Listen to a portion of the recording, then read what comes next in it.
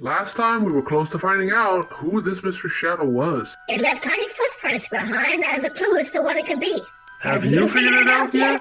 Grab your favorite snacks and join us for the final episode of our ghost story, Ghostly.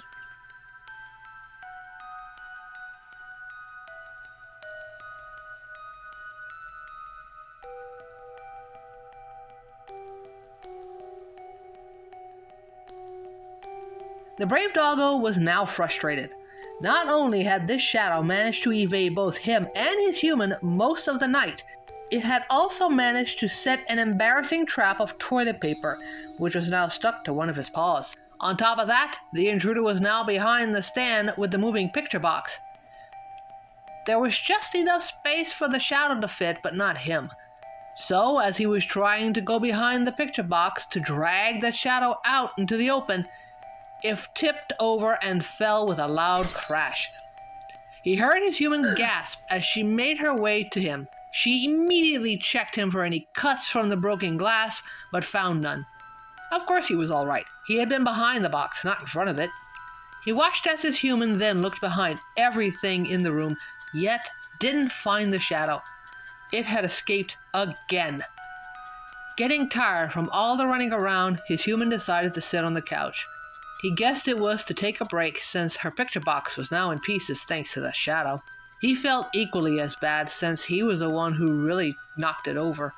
He was about to take his place on the couch when the shadow finally came out of hiding and took his spot. It had startled his human, so he quickly gave it a few sniffs before taking a place right next to the thing. He had to keep his eye on it after all.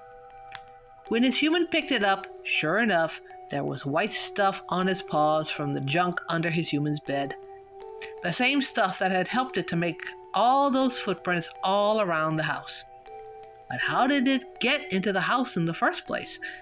Right at that moment, the bell rang. The dog thought not again as his human got up to answer the door. There was enough going on without kids playing with the doorbell. When his human got to the door, he heard her ask the intruder if that was how it got in. He guessed the bell must have been on the fritz since she mentioned something about bad wires. Turns out the mystery shadow was something called a kitten, and after finding it had no owner, his human decided to keep the thing and call it his sister. Well, sister, you can get yourself ready because next Halloween you'll be dressing in dumb, embarrassing costumes just like the brave doggo. Now that's the real horror story.